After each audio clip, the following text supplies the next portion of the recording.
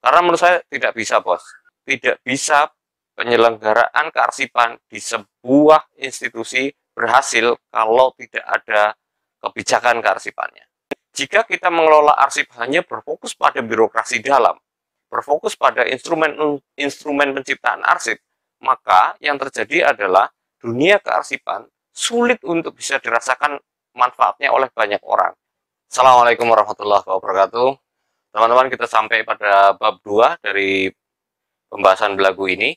Dan sebelum memulai, saya ingin berbagi cerita sedikit untuk memberikan ilustrasi atau pengantar bagi bahasan bab 2. Jadi sekitar akhir tahun 2015, saya pernah diperbantukan ke sebuah kementerian. Saya tidak akan sebut namanya.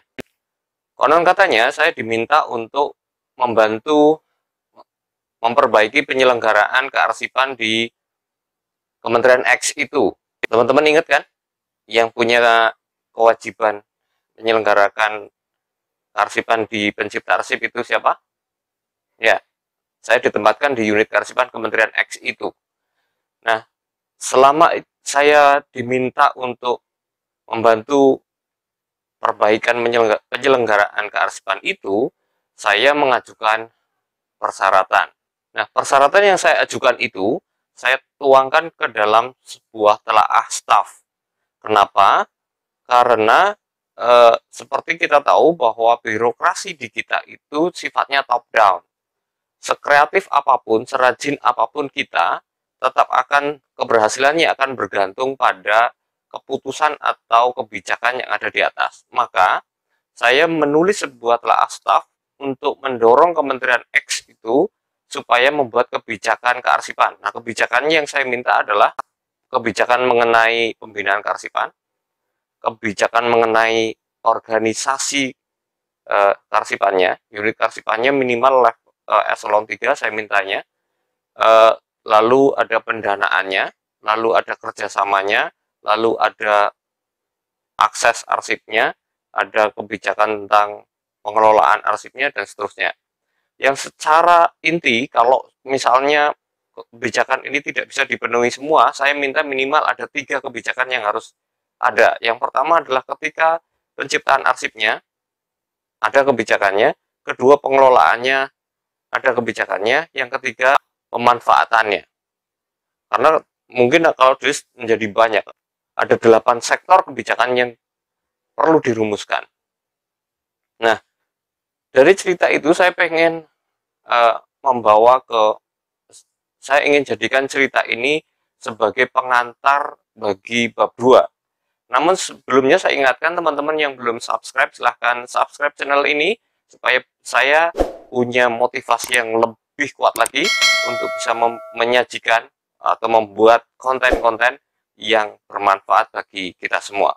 Nah, dari pengantar cerita tadi, saya akan membahas bab 2 berdasarkan cerminan cerita tadi. Seperti teman-teman tahu bahwa bab 2 terisi dari 4 pasal dan 3 bagian. Bagian pertama adalah maksud dan tujuan, bagian kedua adalah asas, dan bagian ketiga adalah ruang lingkup. Oke, mari kita bahas satu persatu. Maksud dan tujuan. Maksud dari kenapa undang-undang ini diterbitkan adalah untuk memberikan kepastian hukum. Kepastian hukum akan bisa diperoleh kalau ada policy-nya. Betul, memang sudah ada policy di tingkat nasional. Ada undang-undang, ada PP, ada perka-perka, dan seterusnya. Tapi, policy yang saya maksud adalah policy yang berada pada tataran mikro, yang ada di pencipta arsip itu. Kalau kita hanya mengandalkan undang-undang, maka implementasi di setiap kementerian ini, di setiap organisasi, di setiap instansi, entah itu pencipta arsip, entah itu lembaga kearsipan, ini akan sangat sulit. Maka tadi dalam ilustrasi cerita saya sangat demanding, bahkan mempersyaratkan untuk adanya kebijakan tentang penyelenggaraan kearsipan. Karena menurut saya tidak bisa, Bos. Tidak bisa penyelenggaraan kearsipan di sebuah institusi berhasil kalau tidak ada kebijakan kearsipannya. Itu yang jadi catatan. Nah, pada level ini, di level undang-undang, maka undang-undang dimaksudkan untuk memberikan kepastian hukum. Sedangkan tujuannya adalah kalau dihitung itu dari poin A sampai dengan poin H. Ada 8 tujuannya. Tujuannya pertama adalah menjamin terciptanya arsip yang autentik. Saya sudah sebutkan di 2 video sebelumnya. Kalau teman-teman belum tonton, silahkan klik linknya di sini, di pengantar belagu dan di bab 1, bahwa arsip yang autentik itu adalah arsip yang tercipta dari prosedur yang benar. Yang kedua adalah tersedianya arsip. Jadi setelah tercipta, dia tersedia. Yang ketiga adalah perlindungan kepentingan hak-hak keperdataan rakyat dan seterusnya, sampai yang terakhir adalah pemanfaatan arsip. Hanya adalah pemanfaatan arsip. Nah, tujuan ini kalau kita ekstrak sebenarnya tinggal 4. 1, tujuannya adalah penciptaannya bagus, pemeliharaannya bagus, penggunaan untuk kepentingan baik di level instansi maupun di level nasional terlaksana dengan bagus. Yang terakhir adalah pemanfaatannya secara lebih luas itu juga bagus. Makanya saya juga meminta, kalau ingat tadi cerita di atas, saya juga meminta kebijakan tentang bagaimana kita kebijakannya tentang pemanfaatan, bahkan termasuk pameran. Itu yang saya minta. Ini maksud dan tujuan dari undang-undang. Nah, kita masuk ke asas. Nah, bagian kedua. Bagian kedua dari bab 2 adalah asas. Maksudnya adalah penyelenggaraan kearsipan menurut Undang-Undang 43 ini berasaskan 1, kepastian hukum, 2, keautentikan dan keterpercayaan, 3, keutuhan, 4, asal-usul, dan seterusnya sampai ke 14 yang bercerita tentang kepentingan umum. Itu asasnya. Jadi, asas adalah dasar dari penyelenggaraan kearsipan. Dari ke-14 asas itu, sebenarnya kita juga bisa ekstrak kembali ke dalam 4. Jadi, asas ini inline dengan maksud dan tujuan yang sudah dirumuskan di depan. Kepastian hukum itu jelas. Dari apa yang sudah saya sampaikan tadi, kepastian hukum, sekali lagi menegaskan bahwa kepastian hukum berarti semua kita harus sudah bisa membuat policy kearsipannya. Yang kedua, asasnya adalah keautentikan dan keterpercayaan. Yang ketiga, keutuhan. Nah, keautentikan dan keterpercayaan juga hanya akan dicapai jika ada sebuah rules dalam manajemen kearsipannya. Ini. Kemudian keutuhan. Berarti ini sudah sampai kepada use and maintenance, sudah sampai pada pengelolaan arsipnya. Jadi arsipnya harus utuh. Nah, untuk mencapai utuh, maka harus ada asas yang lain lagi, harus ditopang oleh asas yang lain lagi, yaitu prinsip asal-usul dan prinsip aturan asli. Ini sebenarnya satu paket.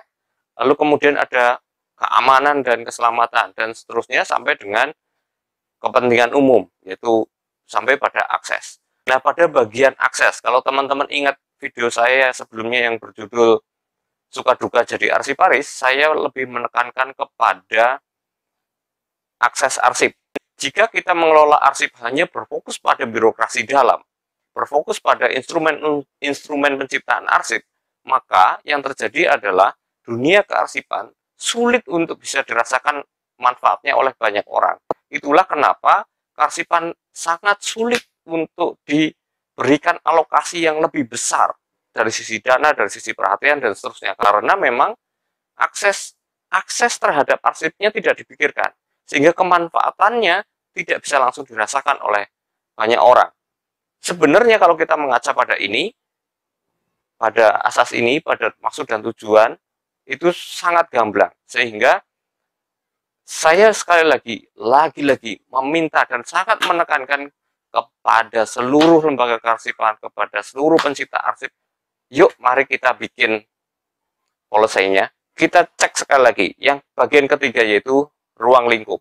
Ruang lingkup penyelenggaraan kearsipan meliputi keseluruhan penetapan kebijakan, pembinaan kearsipan, dan pengelolaan arsip dalam satu sistem kearsipan nasional yang didukung oleh sumber daya manusia, prasarana dan sarana, serta sumber daya lain sesuai dengan ketentuan perundang-undangan.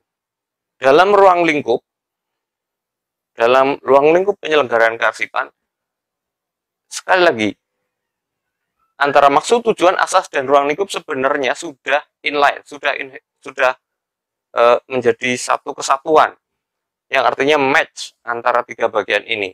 Ada penetapan kebijakannya, ada pembinaannya, ada pengelolaannya yang di dalam kerangka SKN, Sistem Kearsipan Nasional, dan didukung oleh sumber daya manusia, sarana, prasarana, dan seterusnya. Nah, tapi ada sesuatu yang wajib harus ada, yaitu ini. Ada aturan mainnya. Ada aturan main. Nah, itu poin dari saya. Jadi kalau misalnya teman-teman sedang mengelola arsip dan kemudian dimintai pendapat, bagaimana caranya, bagaimana cara membangunnya? Menurut saya, bagaimana cara membangunnya? Menurut saya adalah mulailah dari rumuskan tata kearsipannya dalam bentuk policy, dalam bentuk kebijakan kearsipannya seperti apa. Nah, itu yang bisa saya sampaikan di bab kedua ini. Semoga bisa memberikan insight bagi teman-teman sekalian. Terima kasih sudah menonton. Akhir kata, Assalamualaikum warahmatullahi wabarakatuh.